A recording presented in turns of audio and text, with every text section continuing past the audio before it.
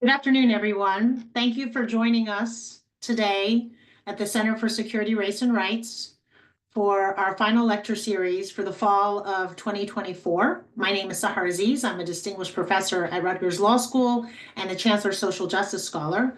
I'm also the executive director of the Rutgers Law School Center for Security, Race, and Rights. We are the only civil rights center at a U.S. law school that focuses on the human and civil rights that adversely impact Muslim, Arab, and South Asian and Palestinian communities within the U.S. as well as abroad. We do so through an interfaith, interdisciplinary, and cross-racial approach. If you'd like to watch more of our lectures in the past, we have over 100 on our YouTube channel, so I encourage you to subscribe to it as a resource. You can also learn more about the topics that are within our mission by subscribing to our Race and Rights podcast, which I have the privilege of hosting. And finally, follow us on social media at Rutgers CSRR on Threads, Instagram, and Blue Sky, and on RU CSRR on X and Facebook.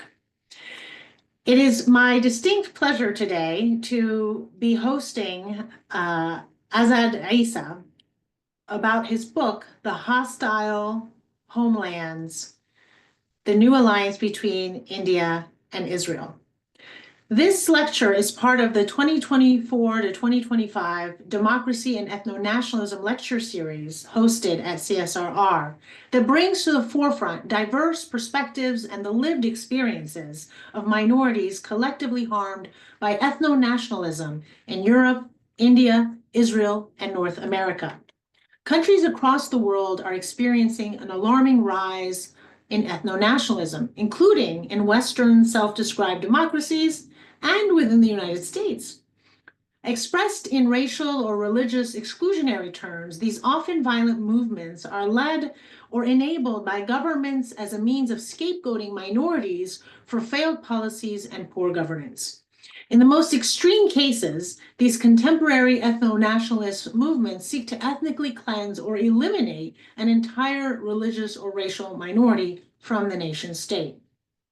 So today's lecture, entitled Hostile Homelands, The New Alliance Between India and Israel, published in 2023. It's based on a book, which I highly recommend our viewers read, places India's relationship with Israel in its historical context to examine how it impacts India's changing position of Palestine and its growing military-industrial complex. The ideological and political linkages between Zionism in Israel and Hindutva in India are distinct brands of ethno-nationalism that are politically and economically intertwined. So today, Azad Essa is going to inform us or educate us about this very contemporary, interesting, and complex relationship. Mr. Essa is a South African investigative journalist and documentarian based between Johannesburg and New York City. Mr. Essa works as a senior reporter for the Middle East Eye, covering topics that include U.S. foreign policy, Islamophobia, and race in the United States. He worked for Al Jazeera English as part of an award-winning team of journalists between 2010 and 2018, covering Southern and Central Africa for the network. In 2017, Mr. Essa conducted a four-part investigation into the predatory behavior of peacekeepers in war zones that won him the 2017 UN Correspondence Association the UN Correspondence Association International Silver Prize for coverage on UN activities and has received international acclaim for many of his works. Azad Essa is a fierce advocate and has faced backlash for some of his published work, including a column that was terminated after a September 2018 story about China's persecution of the Uyghurs. Mr. Essa is passionate about digital media and storytelling and has produced several short documentaries, including his award-winning 2020 film called Out of Sight in Kashmir, a story about the personal journey of a teenage boy who was maimed by Indian police in Indian-occupied Kashmir. We are so honored and privileged to have Mr. Essa with us today. Azad Essa, thank you for joining us. Thank you for taking time out of your busy schedule to educate us about your important book called Hostile Homelands, The New Alliance Between India and Israel. And the virtual floor is yours. Thank you very much for the introduction. I really appreciate it. I'm going to share my screen, if that's okay. Can I go ahead?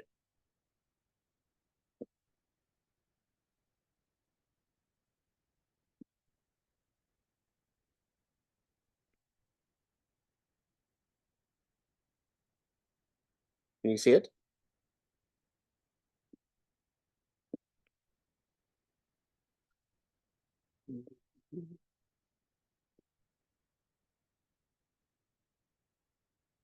Can you still see it?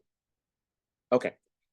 Thank you so much for the introduction and the invitation to speak with you today, especially during these unprecedented and fragile times in which, there's literally so much happening around us, so much happening to us. And Azad, even, I'm sorry to interrupt you, but your computer's not loading the slide. yeah. Just, Could we keep it like this? Is this fine? that's fine. Okay. So again, thanks to the Center for Security and Race for the invitation, and Race and Rights for the invitation today, and to speak about a topic that often falls under the radar, that of India and Israel, and the ways in which they are cooperating and why it should matter to us all. The relationship is far-reaching and expands into the cultural and social spheres. But in this talk, I'm going to focus on the military relationship, because this is the bedrock of the relationship between India and Israel. And it seems like an important introduction for those who may not be that familiar with the topic. So for this, I want to start somewhere a little different, to talk about the university. And this may be a bit surprising, but I think it might make my point with regards to why this topic is urgent and why it is far more all-encompassing than we may think. So the genocide over the past 12 months in Gaza has revealed how complicit American universities are in delivering US foreign policy. So of course, the complicity of the American university is an old theme, but I suspect we'll learn more about the complicity of the universities as the months and the weeks and the years roll by. But for this, I want to mention or start off by talking about, we've been watching how students around the country in the US have been pressurizing their universities to disclose and sever relations with companies involved in the occupation and in the genocide, only to see them penalized through suspensions, arrests, surveillance, or in the case of some universities, checkpoints. But on the other side of the world, in India, Israeli universities are quickly and quietly growing closer to their Indian counterparts without that many objections. Now you can see from the slide, over the past year, relationships have been extremely burgeoning between the two.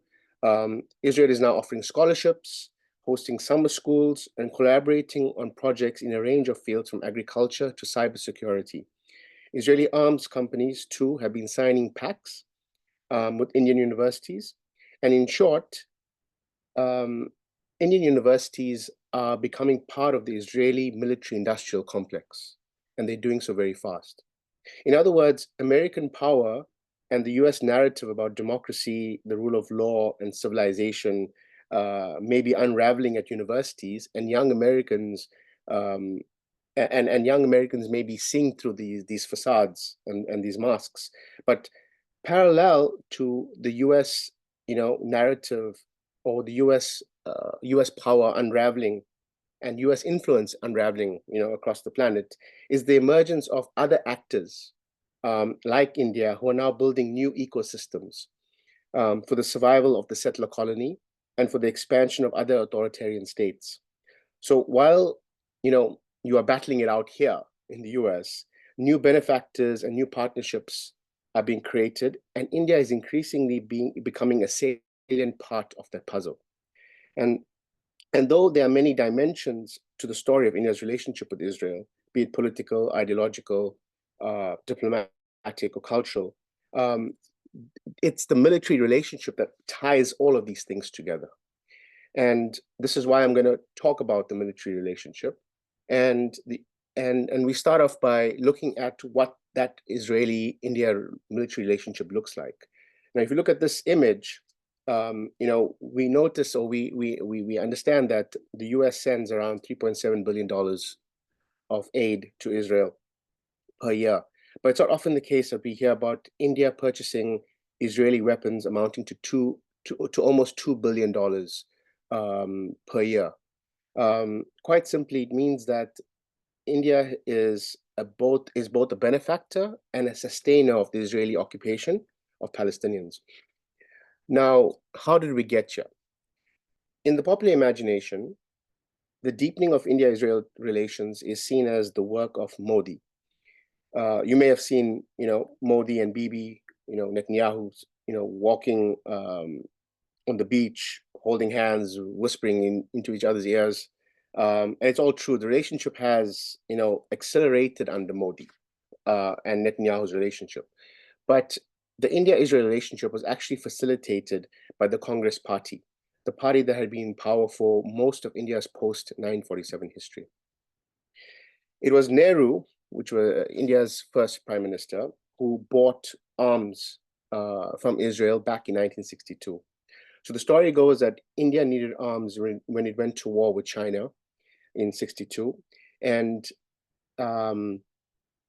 Nehru wrote to a bunch of leaders around the world, including Prime Minister Ben-Gurion in Israel. And Ben-Gurion offered help. And Nehru wrote back saying that he would take that help so long as Israel would send this aid essentially on unmarked ships. Israel refused, and India then would accept that aid and become one of many countries with whom a secret military relationship with Israel would begin. India would get arms in 65 with the war against Pakistan, as well as in 71 as well, with the war with then West Pakistan. But the 60s, I want to, emphasize here, the 60s is crucial with regards to the timeline in India-Israel relations. It was Israel's success in 1967 that raised eyebrows in India, meaning that,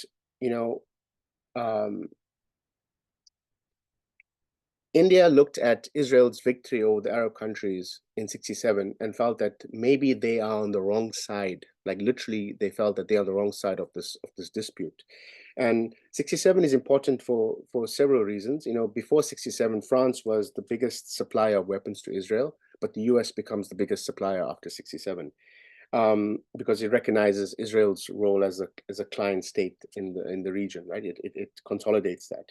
But just as the US looks at Israel differently in 67, the Indian army also looks at Israel with fresh eyes. And so the relationship really, or at least the contestation of India's policy towards Israel and Palestine, takes off after 67. And it's also from 67 onwards and into the early 70s that Israel's reputation as a bulwark of innovative weapons and defense technologies begin to take a life of its own. By 1970, weapon sales make up around 10% of Israel's GDP. And India looks on to Israel with intrigue, and it looks to grow closer to Israel, but it can't do so, publicly. In the late 60s, India's Prime Minister Indira Gandhi sets up the RAW, which is the Foreign Intelligence Agency, and she sets up relations directly between RAW and Mossad. It was Mossad who trained Indian army officials in the 1980s, including commandos who massacred Sikhs at the Golden Temple in Amritsar in 1984. Likewise, it was Rajiv Gandhi, her son, who would court Israel in the 80s, meeting Israeli Prime Minister Shimon Peres in 1985 in New York City. Now, there are 2 points here regarding, the 80s. Both Indira Gandhi and her son Rajiv saw the project of, liberalizing or joining the global economy as linked with being close to Israel and the US. And so India was told that if Delhi wanted stronger ties with Israel, it needed to adjust its policies with Israel. And it would need to normalize ties with Israel. Then there's a second thing that happens in the 80s. There's an anxiety around weapons. During the late 80s, the Cold War is coming to a close, so to speak, and India begins to look for new partners to source weapons, to source arms, and it looks on to Israel.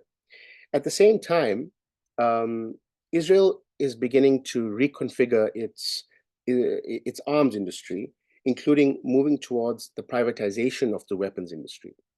Now, this is crucial because the privatization of the weapons industry means that in practice, essentially the management of conflict, not the end of it. And so this meant that there would be an insatiable want for weaponry. And so several streams come together in the late 80s. You have privatization, there's the military industrial complex and the privatization of it, and you have Hindu nationalism. And so Israel, as a long time and successful, quote unquote, occupier in Palestine, is seen as sort of the gold standard in tried and tested weapons, as well as in techniques of control and surveillance, which leads to the second point. India, desiring to become a more powerful, militaristic, and influential player in the world, looks on to Israel as a kind of country to work with militarily as a result of these shifts and these changes. So they saw Israel as a chance to leapfrog years of stagnation and a way to improve their domestic arms manufacturing, as well as also join the global capitalist economy. So in 1992, India normalizes ties with Israel. In the years that follow, Indian delegations communicate to Israel about its defense needs, about modernizing its arms industry, and for joint research and production. India was particularly enthused by Israel's willingness to share technology with India. So by mid-1995, this is just 3 years after they normalized ties, the Indian government agreed in principle to establish a defense attaché in Tel Aviv, and they begin purchasing drones as early as 1995 from Israel. Now, BJP comes to power in 1998, and here is when things accelerate immensely as well. And so there are 3 things to mention in this case. In the year 2000, Advani, who was the Deputy Prime Minister of India at the time, traveled to Israel, becoming the first Indian minister to do so. On his return to New Delhi, Advani spoke of the modern nature of international terrorism. So this kind of, grammar starts entering the Indian media landscape, and he sets up a joint working group on counterterrorism with Israel. He also praises Israel's integrated border management system and wants to duplicate that on India's borders. The second thing that happens is that in 1998, India conducts nuclear tests in the Rajasthan desert in May 98, and the U.S. responds by imposing sanctions on New Delhi, and Israel becomes one of a handful of countries that refuse to condemn the tests. And so when the war breaks out between India and Pakistan in 1999, known as the Kargil War, Israel, receives another opportunity to demonstrate its commitment to India. But what it does is that the Indian army is struggling again on the Himalayan mountains and needs weapons, this time against Pakistan. And Israel comes to India's aid despite US sanctions on Delhi. Now, the quick response to India's request for military assistance increases Israel's credibility as a reliable arms supplier, even during a crisis, and this helps to bolster the relationship. Now, the third thing that happens is September 11th. Now, the attacks on the US, leads to the so-called war on terror. spanning decades and at the cost of almost 1 million lives from countries worldwide. But New Delhi joins the war on terror, which a lot of people don't figure even at this point, and it kind of is keen to equate the freedom movement in Muslim-majority Kashmir as one of terrorism as well, and so it endorses and expresses immediate support for this kind of new civilizational war waged on the so-called Muslim world. Now, these slides that I'm showing you here are quite interesting for various reasons. One of them being that a lot of the stories about India's help during the late 90s or even previously did not make it into the media at the time. These were all secret relations, despite there being normalization of ties. Excuse me. But when Modi comes to power, and we'll get more to that later, but when Modi comes to power from 2014, the Indian state then, through the media and the mainstream media, essentially starts to push out these stories to showcase how long back these ties go, to kind of help boost up that narrative. So you can see from these stories, for instance, how Israel helped India win the air war during Kargil. That's from 2019, and the journalist who wrote about it says that I was never to report what I saw, essentially. This was not allowed at the time. But now, basically, it's in the self-interest to project itself as closer to Israel. So those are the interesting things that are also taking place. So just as the US would pass the Patriot Act, India would pass the Prevention of Terrorism Act, providing the Indian government, an ability to expand its powers in matters of national security, on expanding surveillance, reducing judicial oversight, and limiting public accountability in the name of fighting, this so-called terror. And this was known as India's Patriot Act. Okay, and interestingly, Joe Biden was a senator back then, and he wrote to George W. Bush to have sanctions lifted on India post, these developments, when India joins the war on terror. In 2003, Ariel Sharon, who was the prime minister, travels to India, and in a joint statement, they put out the statement in 2003, and take note of the language that he puts out, and you can compare it with Netanyahu's statement from 2018 during his visit to Delhi, and you can see how both countries start essentially linking Hindutva and Zionism talking points, with regards to this civilizational connection, as well as being close to democracy as well. But this is all kind of masking, these ethno-nationalist projects. Of course, Netanyahu takes it like to another extent when he talks about 3,000 years of our sovereign existence. But you can enjoy that separately.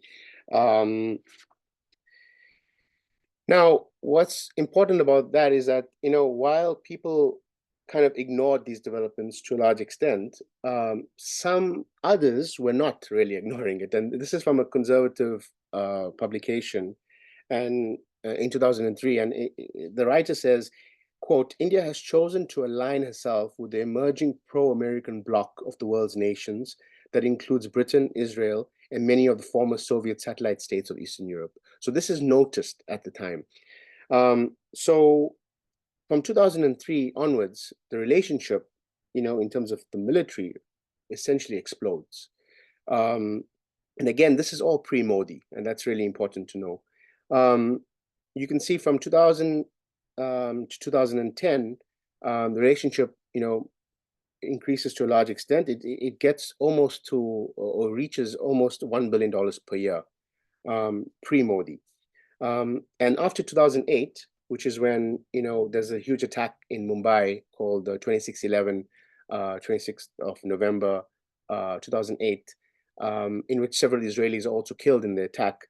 The Israelis essentially start selling Homeland Security to Homeland Security technology to Israel, and this is also a good opportunity to kind of talk about this book as well. This is a great book that just came out by Rees McCall that talks about the entanglements between India and Israel. It just came out. It's really, really good, and talks about how these ideas of Homeland Security were then imported to India. When Modi arrives in 2014, the entire scaffolding set up, the entire scaffolding has already been set up for him to take it forward, right?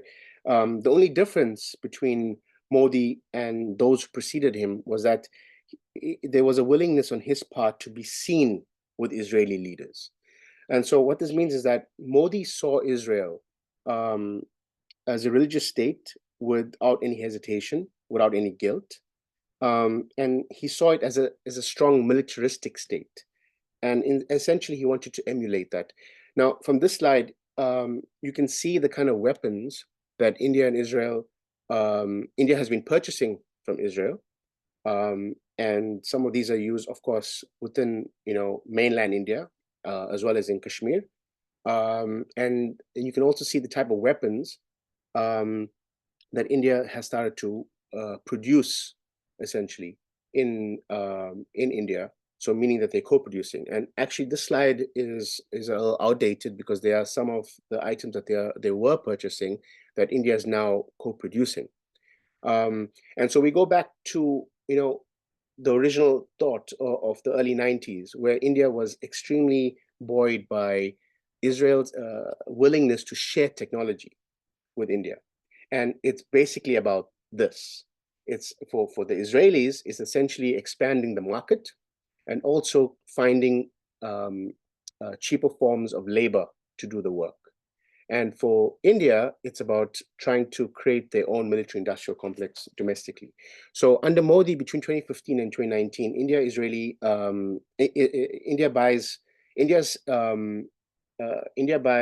India's purchases of Israeli weapons increases by 175% in those 4 years. And so the point now being that the Modi government saw it in India's self-interest to project itself as unapologetically militaristic and as a politically influential country who would now assert its religious identity just like Israel. And today, India is Israel's largest arms buyer. It purchases around 46% of all weapons that Israel sells to the world. In 2010, one Indian analyst wrote that it's possible that India buys more weapons from Israeli arms manufacturers than the Israeli army does. Now, I have not been able to verify that, but the thought that might be possible is quite insane. And we go back to the slide, and I want you to take it in. I mean, it's a completely outsized relationship with regards to the extent to which India has been purchasing weapons. Now, of course, the relationship has moved in all directions and in bizarre ways. But something else is also happening. Not only have some of these tactics in Israel have been taken to Indian-occupied Kashmir,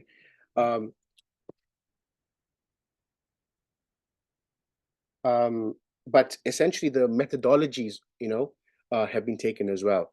And so you have Israeli drones, sensors, smart fences, all being now used in Kashmir. There are also other types of collaborations between the Indian government and the Israeli government on matters of agriculture in places like Kashmir, but also in parts of India as well.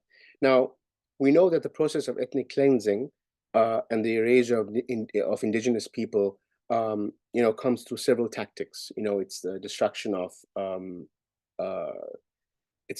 of memory, and there's also the destruction or the kind of destruction of ecological, or the process of ecological change. And so Israel has also exercised these kind of projects, obviously in the West Bank and in Gaza, with regards to uprooting olive trees and planting sort of like other kinds of vegetation to kind of create a kind of Europeanized type of environment as well. So the fear now in Kashmir is that there's an attempt to not just take away the land from people, but it's also about replacing the indigenous culture and the geography with a reimagined environment. This means that India is not just buying weapons like the drones and the sensors and these sort of surface-to-air missiles. They're not just co-manufacturing weapons in Indian factories. They are also importing Israeli methodologies as well. It also means that the US, sends over military aid to Israel. It partially assists in building the arms industry. They use it on Palestinians, they test it, and now they aren't just selling the tech to India, they're co-producing it, and therefore expanding the market to sell the weapons through India and to other parts of the globe who have, good ties with India. So you can think of India as potentially mass producing Israeli weapons in the future, and this has already, obviously begun. Am I able to play a video? Is it possible? This is from 2019. Because we already have a model in the world. I don't know why we don't follow it. It has happened in the Middle East. You have to look at if the Israeli people can do it, we can also.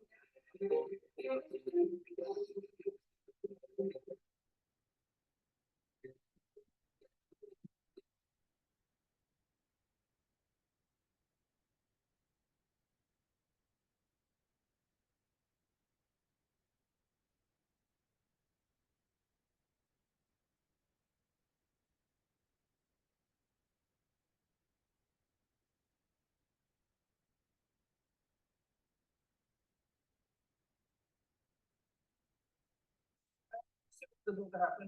I believe the security conditions in Jammu and Kashmir will improve. It will allow refugees to go back, and in your lifetime, you will be able to go back, and you will be able to visit your villages. You will be able to go back to, and you will find security because we already have a model in the world. I don't know why we don't follow it. It has happened in the Middle East.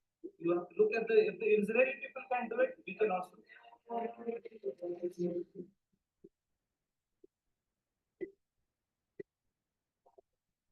So essentially, that was the Indian Consul General in New York for a fundraiser. He was hosting a fundraiser at the time for a film called Kashmir Files, which is essentially like right-wing Bollywood propaganda about Kashmir, and this video was leaked or pushed onto Facebook. I think it actually wasn't leaked; it was proudly put onto Facebook, but then deleted later. But this essentially gave some insight into how India is looking at Kashmir with regards to taking over land, to actually building settlements, Hindu-only settlements in the valley. Now, moving on and taking this back to Gaza, even I, who has been sort of studying India-Israel ties for quite some time, I didn't expect these sort of ties to even accelerate, over the past year as we have seen. So there's been so many, reports of Indian made Israeli weapons being sent to Israel over the past year to assist the Israeli army. These include drones and combat drones, right? Essentially, being sent. They've included ammunitions, components for arms.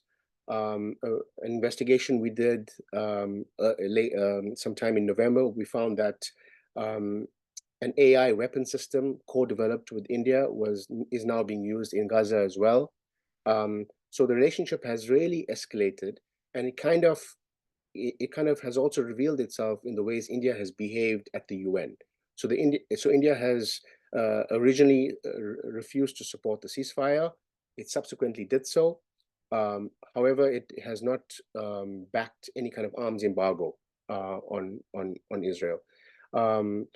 Moreover, you've had a lot of Palestinians who've lost their permits to work in Israel, and the Israeli government approached India to send over workers. And so they sent over thousands of workers who would now become almost like indentured labor in Israel, kind of in a strange way, following the Gulf model almost, right? So you can see how all of these relations are kind of like, so interlinked. This is just more information.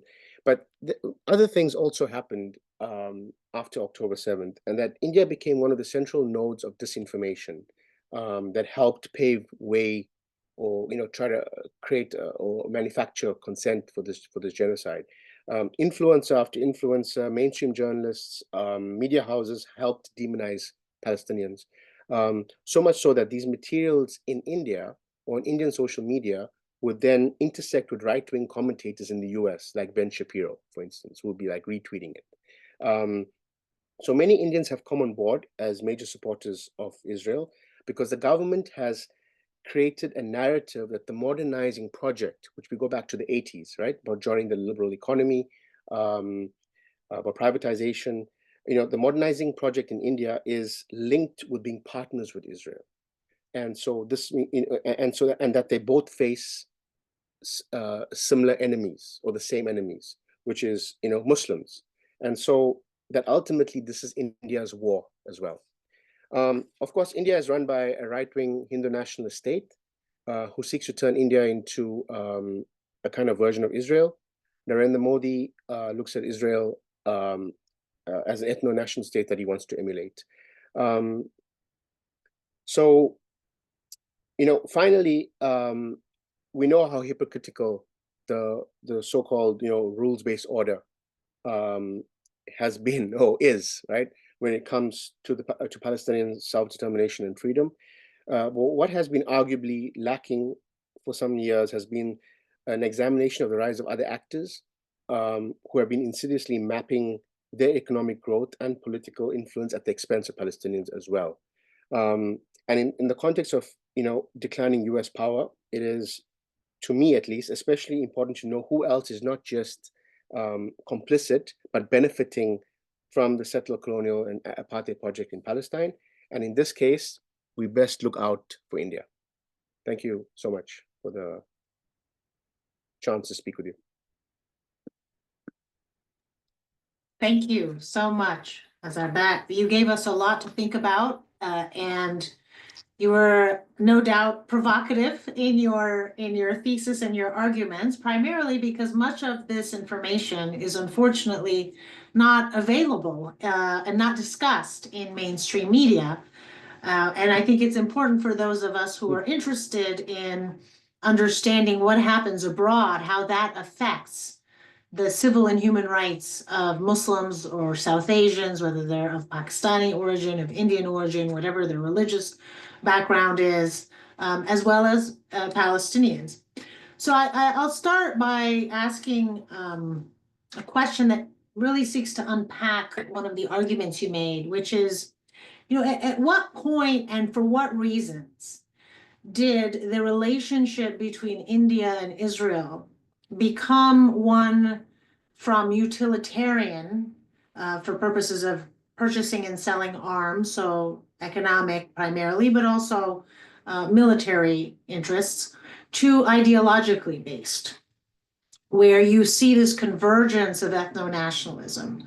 Those who have studied Palestine, Israel are all too familiar with the underlying premise of Zionism, of political Zionism, which is that Israel is for Jews and Jews only, and that they are defining Jewish identity as an ethno-nationalist identity.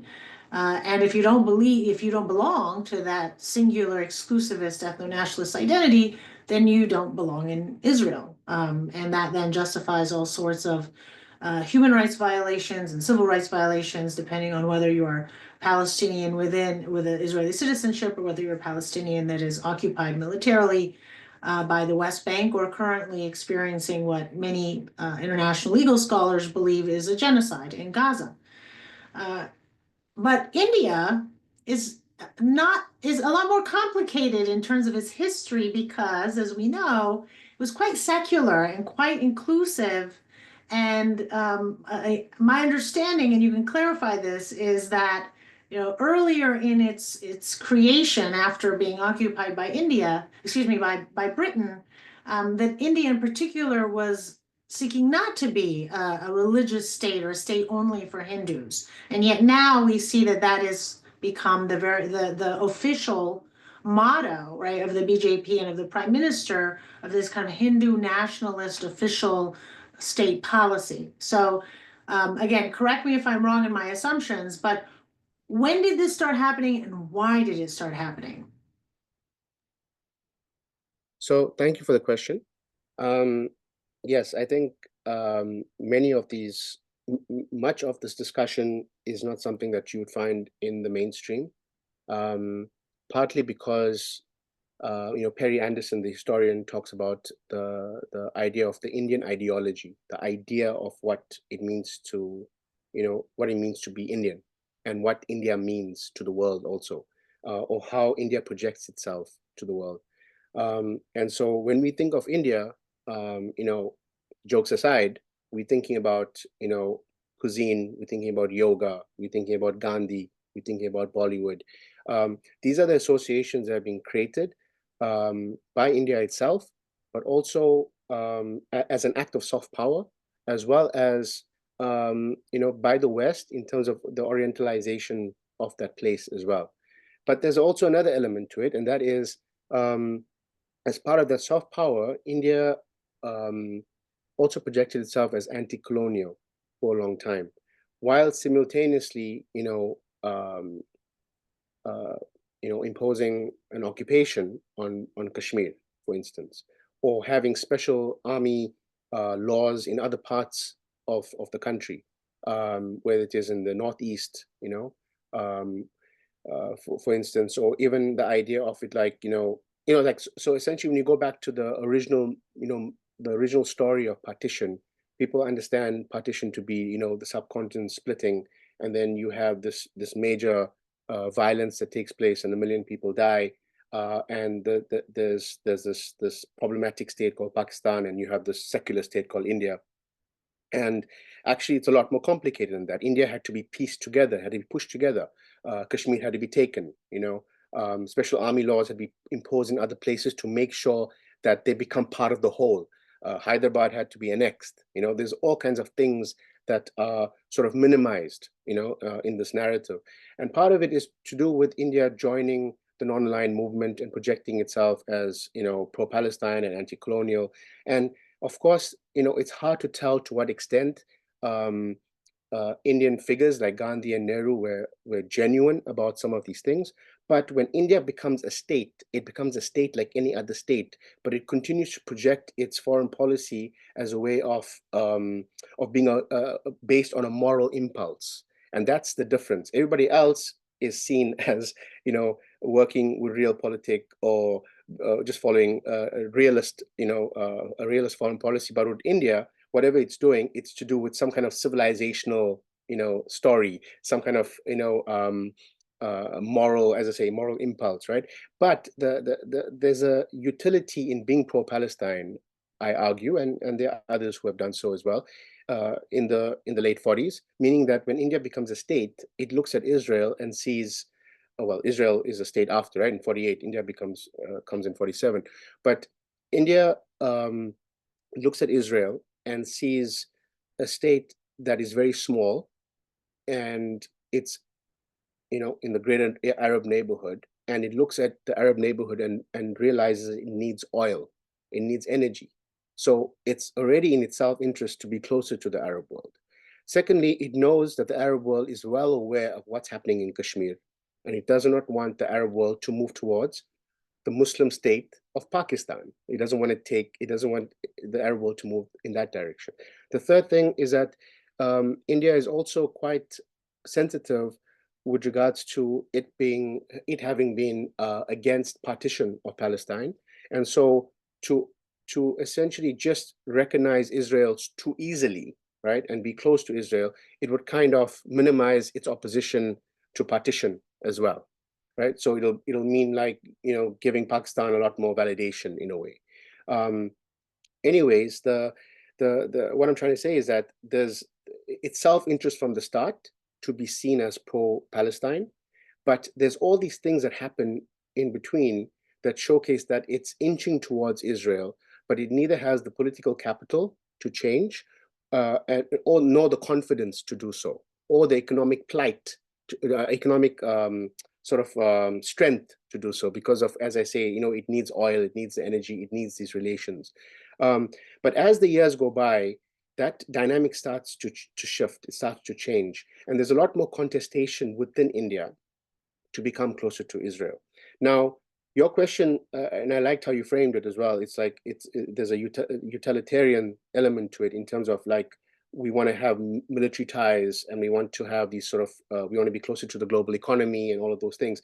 But I would argue that there's an element of ideological affinity there from the get-go, and it's actually within India from the get-go as well.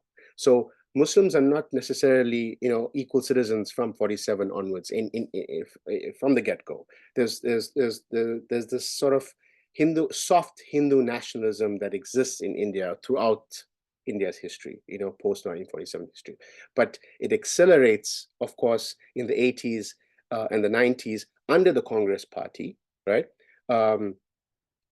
Because with Hindu nationalism and liberalism being linked to each other, right?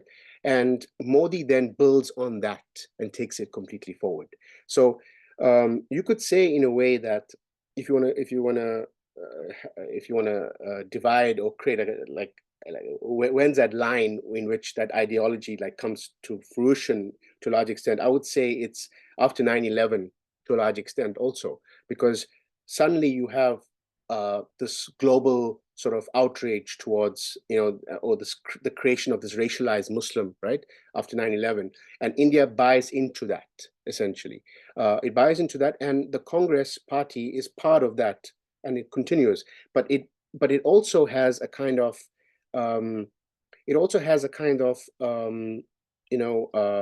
a sophistication in how it deals with its foreign policy. So you can look at it from, for Americans, you could look at it from a Republican and Democratic terms, Democratic Party terms, where one is a lot more crass and the other one is a lot more suave in the way they do certain things, but they actually do the same thing to a large extent.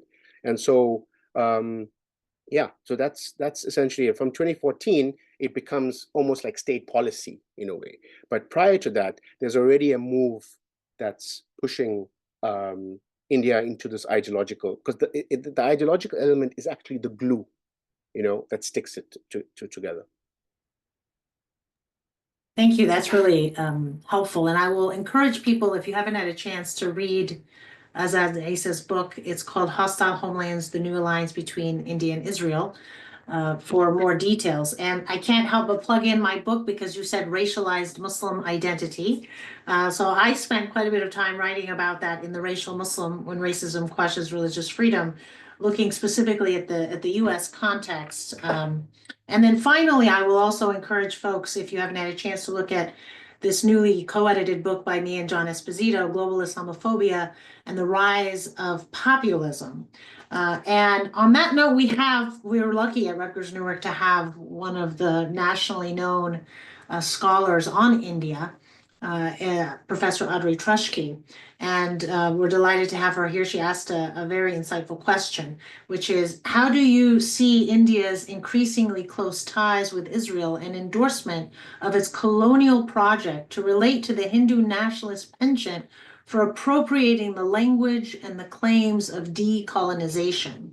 Is this a total disconnect used at different times and for different audiences, or are there links here of some sort? And I'll just say that Professor Trushke also contributed to this book as well as many of her other academic works. So what are your thoughts on that, Azad? I'm just going to read the question, right? One more time.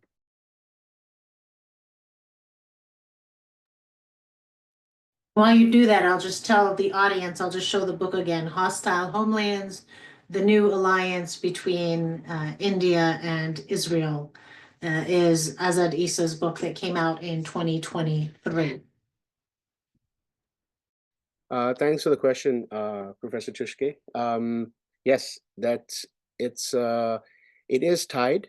Of course, I think it's also, the argument is not that India borrows everything from Israel. It's not, that can't be the case. India has its own hierarchies, and it has its own bloodied history in many parts geographically. And it also has its own approach.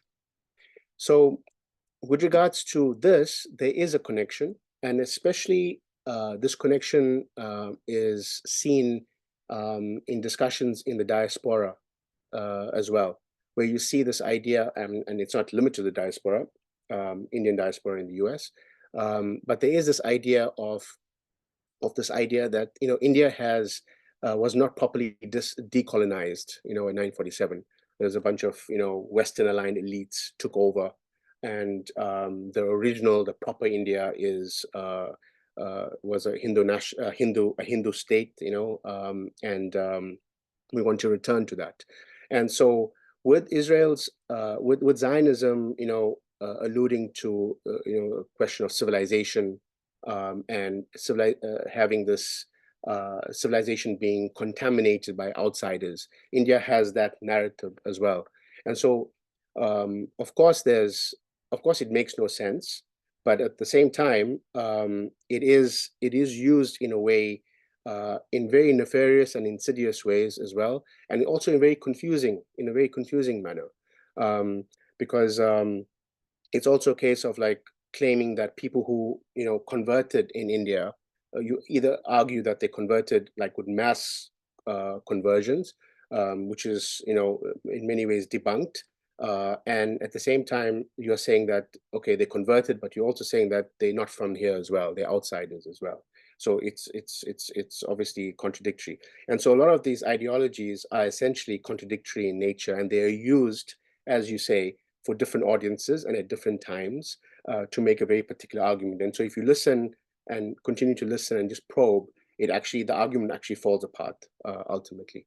But yes, there is this sense of using that language to kind of make an argument. And it's also, in the case of Kashmir, it's also like borrowing concepts like pinkwashing, for instance, to try and make an argument about we need to take Kashmir, right? Because the LGBTQ community have no rights there, and women's rights are also undermined in Kashmir, as if like women's rights in India are any better, for instance, right? So there's a civilizational sort of argument as well, which is, hope that makes some sense. Thank you, Azad. We have another question asking, how much do you think Pakistan's pro-Palestinian position, which may be fueled by religious regions, influences India's direction towards Israel? And so framed another way, is kind of going back to that ideological linkage, is how much is this about Islamophobia and a bias against Muslims that is manifested in either hatred towards Pakistan or hatred towards Palestinians, or suspicion towards Pakistan, suspicion towards Palestinians, right? Depending on whether you're on the right or the left of the spectrum in the Islamophobia phenomena. But is that a common enemy that unites them, or is this perhaps, and it's not mutually exclusive, but is this really more about ethno-nationalism per se, and it wouldn't really matter if the quote unquote foil or enemy was Muslim, right? So in India, you have the Hindu nationalism, which is the Hindus are the privileged, the ethno-nationalist group that India belongs to, and in Israel, it's Jewish, even though there's a debate as to whether being Jewish is an ethno-nationalist identity or a religious identity. But putting that aside, similarly with being a Hindu, but putting that aside, where do you see the connection based on your reporting and some of the evidence that you have uncovered? Where is the common thread of just being suspicious or outright hating people who are Muslim and Islam or suspecting Islam in this convergence of ideology? Yeah, I mean, it's very much connected to that. There's no way of escaping it. For instance, if you speak up for Palestinian rights in India today, it's extremely dangerous, and you are immediately described as sort of pro-Hamas, like a slur, right? And you are essentially you're essentially framed as you know anti-national in a way. So what I mean by that is that the idea of being pro-Israel is now seen to be in the national interest. So if you are standing up for Palestinian rights, now you are by definition going against the nation, and so that becomes extremely dangerous. And so anyone who's anyone who's seen as pro-Palestine is going to be lumped in with being too Muslim, being Palestinian, being Hamas, being Pakistan, being Pakistan. These are all these kinds of words that are all become synonymous with each other.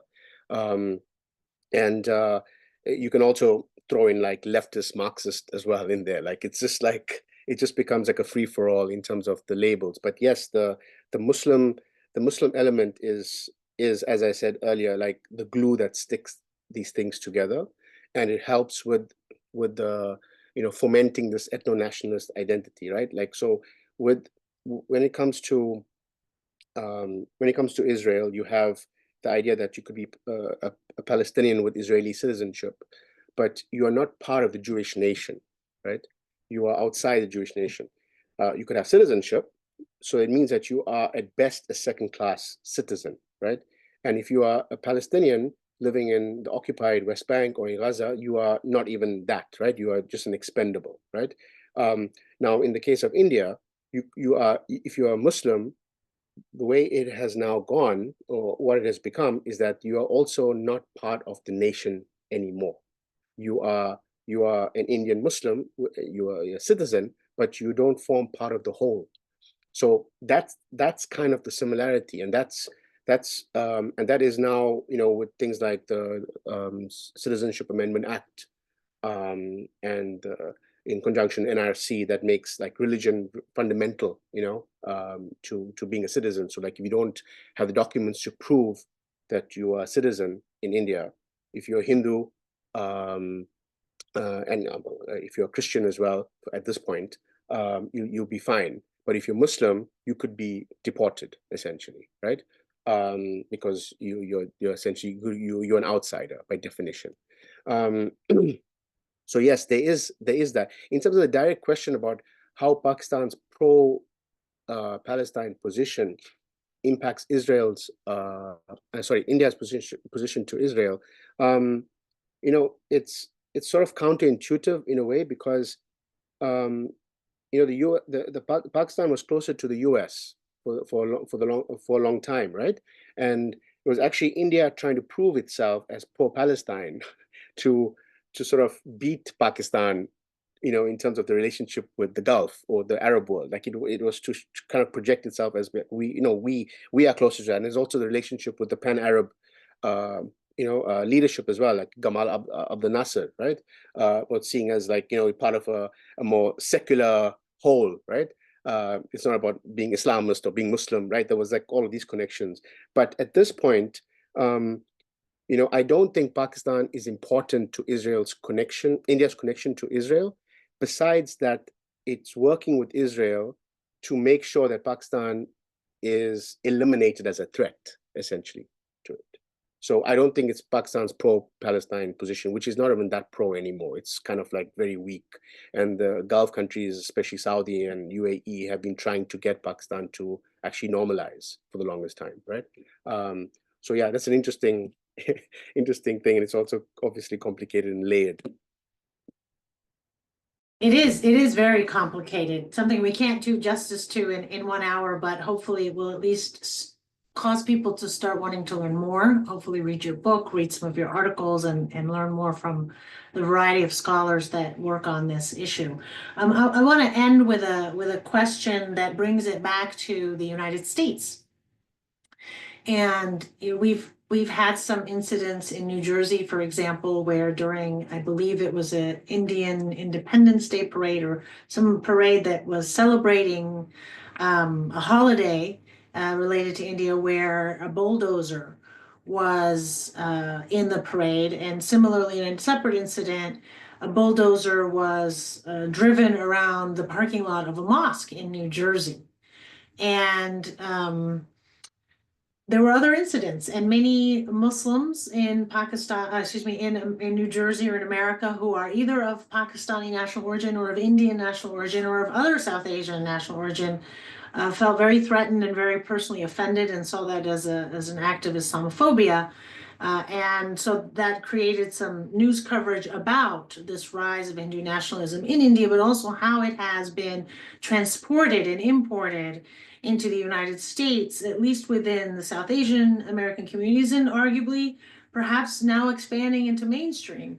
So based on your reporting and your research, where does this topic impact, and how does it impact the U.S. political and system and the society?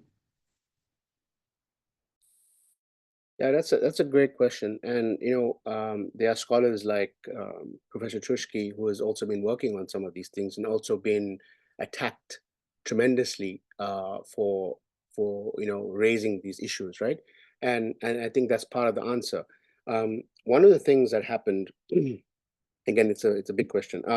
One of the things, it's actually chapter 4.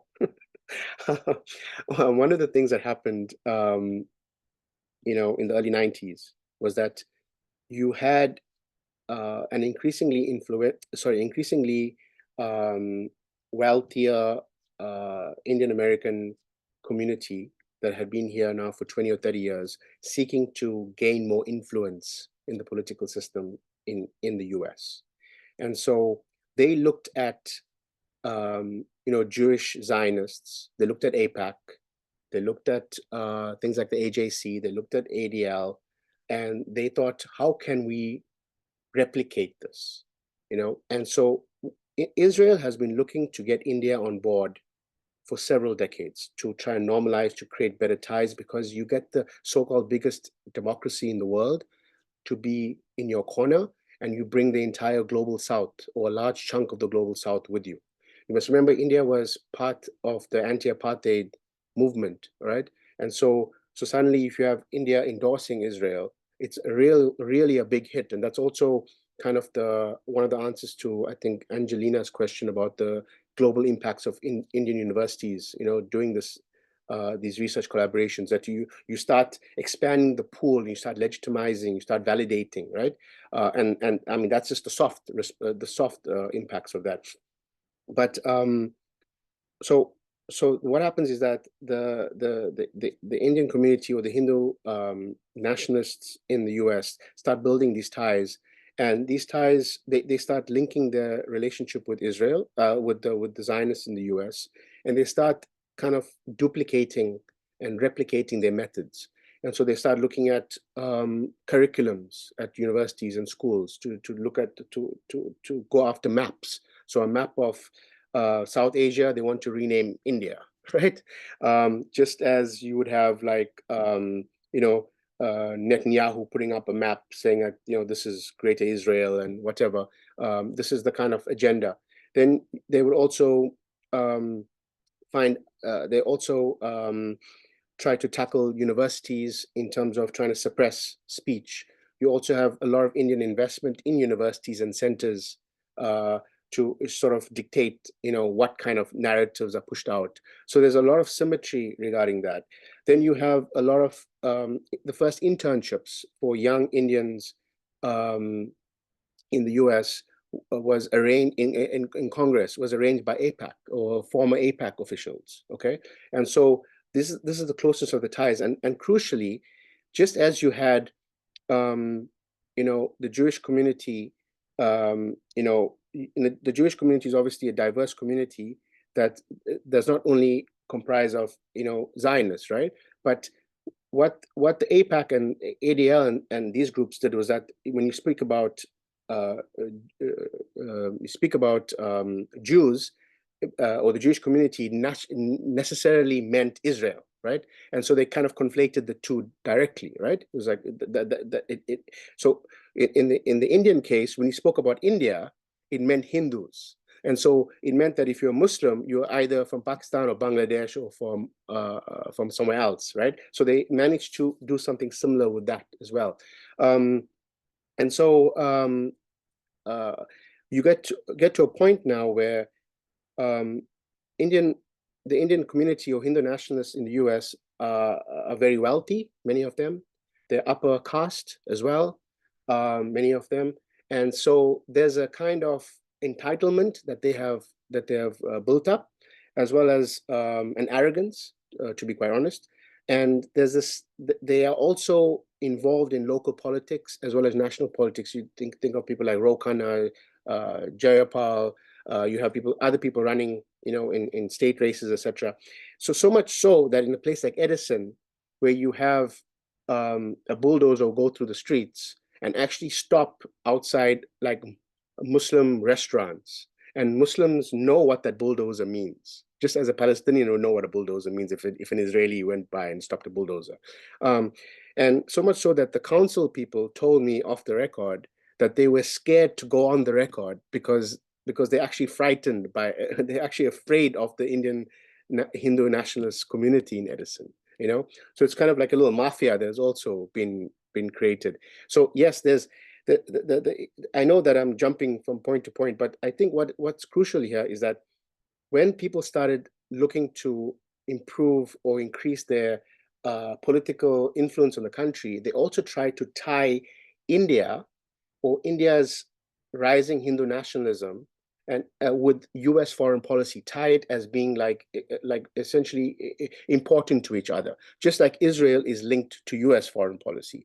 So what that means is that you come to a point now in which it could be difficult to talk about Hindu nationalism in the US, because there will be moves within the US government to kind of suppress that, just as they suppress pro-Palestine speech, for instance, because it's now seen to be as part of the US agenda. And then the last thing is the geopolitical part of it, is that India is seen as important in the war against China.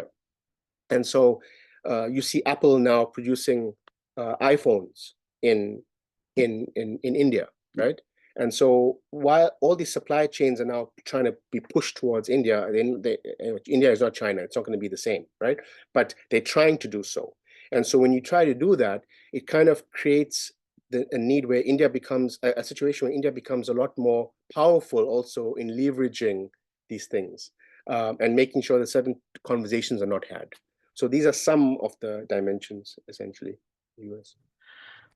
Yeah, that is so interesting. And it just shows how the global and the domestic can't be disconnected. And it also is an unfortunate example of the shrinkage of free speech in the US. And I think it's something that all of us should be concerned with, whatever our political beliefs are, ideological leanings, is we do not want to live in a country, at least if we think we live in a democracy, where in universities there are taboos. There are topics you cannot discuss because it upsets politicians, because it upsets special interest groups, because it upsets wealthy people. And as opposed to debating the quality of the conversation, the evidence-based of the analysis and the conclusions, but to completely make a topic taboo, such as talking about Palestinian human rights, or in this case today, talking about the threats to the civil rights and human rights of Muslims of Indian origin, or South Asian Muslims writ large, because of the troubling rise of Hindu nationalism in India and how it's also transported into the US South Asian American context. Well, we're so fortunate to have you today, Azad. It was quite informative as expected. I will put in my pitch again for reading his book, Hostile Homelands, The New Alliance Between India and Israel. And it's just a starting point, like most of our lectures, where we really seek to have people think about these topics and read more about these topics, because they're unfortunately not addressed enough in mainstream media, even though they impact millions, tens of millions of people in the US, and oftentimes billions of people outside the US. So before I formally end, I will just encourage everyone to follow the Center for Security, Race, and Rights on YouTube. All of our lectures are available, including a recording of this one. Subscribe to the Race and Rights podcast, which I host, and it talks about many of these topics and the mission, topics within the mission of CSRR. And most importantly, if you find this program beneficial, if you find our past programs beneficial and our policy reports and our media work, please donate generously to the Center for Security, Race, and Rights. You can go to csrr.rutgers.edu and press the donate button. We are intentionally trying to provide the perspectives, the analysis, the lived experiences of the diversity of Muslim, Arab, Palestinian, and South Asian communities in the US, as well as those that are abroad, so that members of the American public who are citizens of a country who spends billions of dollars in foreign policy impacting these civil and human rights issues, that they can be informed voters and that they can be informed and engaged citizens to ensure that their government is not harming others and violating human rights and violating international law in their names. So with that, thank you very much for attending our lecture today, and we will see you at our next lecture in February. And Masan.